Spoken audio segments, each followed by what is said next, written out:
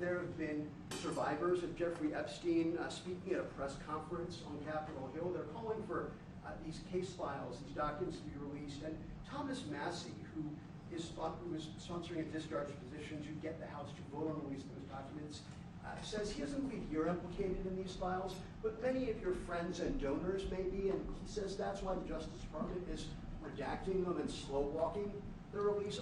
Is the Justice Department protecting any friends or donors, sir? So this is a Democrat hoax that never ends.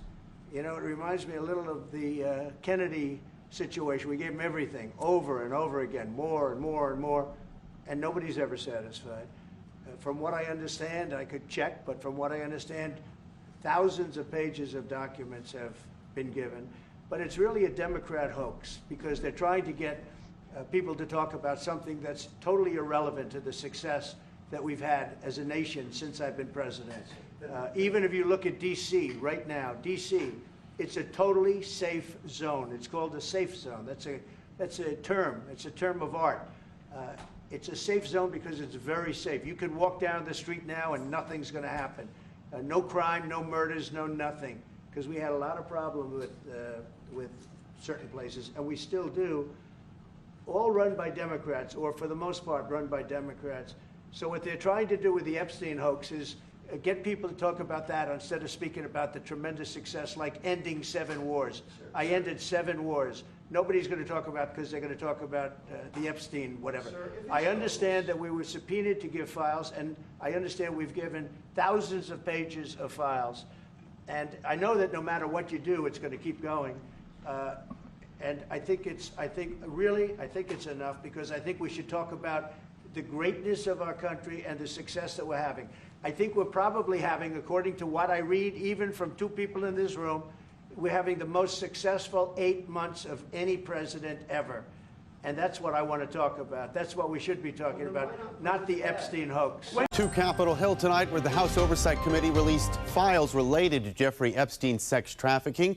More than 30,000 pages and videos the committee has received from the Justice Department so far in response to a recent subpoena. But the document dropped tonight contains mostly information, a large chunk of it already publicly known or available. It's like only 1% of what they possess. And 97% of it's already been released. I'm afraid this is going to be like Pam Bondi's binders. People are going to dig into it and say there's nothing new here. Kentucky Republican Thomas Massey there filed a discharge petition today that would force a vote on the more broader release of the DOJ's files on Epstein. That move would then sidestep House Speaker Mike Johnson, who has recently tried to suppress this bipartisan effort. But we had to do it in a way that would protect the innocent victims of these horrific crimes. We have achieved that now. We have a resolution that will accomplish that desired end. And what people want to do with this for political purposes, to me, is really just shameful. Oversight Committee members met with some of Epstein's survivors today on Capitol Hill, and tomorrow, some of those survivors are expected to speak publicly for the very first time. And just hours from now, we could hear from the victims of Jeffrey Epstein, who's accused of sex trafficking underage girls. Those victims are expected to address the public on the steps of Capitol Hill. And if it's anything like yesterday, what they say could be both emotional and also disturbing. Here's why. We have new video out this morning of lawmakers walking out. You can see Nancy Mace walking out of a hearing after hearing from Epstein survivors. Now, you're looking at Republican Nancy Mace right back here. You can see she walked past the media, appears to be wiping away tears. She later told the media she had a panic attack after hearing from Epstein's victims. The congressional panel publishing more than 33,000 pages of flight logs, jail surveillance, video court filings, emails, and other recordings. However, this dump of documents contained information that was mostly already available. This latest information, Kentucky Republican Thomas Massey filed a discharge petition. It would force a vote on the more broader release of the DOJ's file on Epstein. The move would also cut House Speaker Mike Johnson essentially out of this process, who's accused of trying to bury the bipartisan effort. Now, Johnson called the full court press to release the files shameful and not protective of the victims. Now, we're watching all of this, waiting for the statements from the victims to come down from the steps of the Capitol. We'll bring it to you once it comes in. Angela, thank you. A victim who says she was trafficked by sex predator Jeffrey Epstein spoke outside Capitol Hill with her lawyer, revealing that Donald Trump had provided evidence against Epstein years ago. He helped me. He got on the phone. He told me things that were helping our investigation. Now, our investigation wasn't looking into him, but he was helping us then. He didn't treat this as a hoax. And earlier this week, the administration did release more than 30,000 new documents related to the case. Still, lawmakers have continued to campaign for more files to be released. President Trump says it's a Democratic hoax that never ends. Survivors of Jeffrey Epstein's sexual abuse and trafficking speaking out publicly, many of them for the very first time, all united with a common message here, calling on Congress to act. Congress must choose. Will you continue to protect predators, or will you finally protect survivors? If this Congress is serious about justice, then let this moment also affirm your commitment to provide victims with the legal aid they need to confront abusers.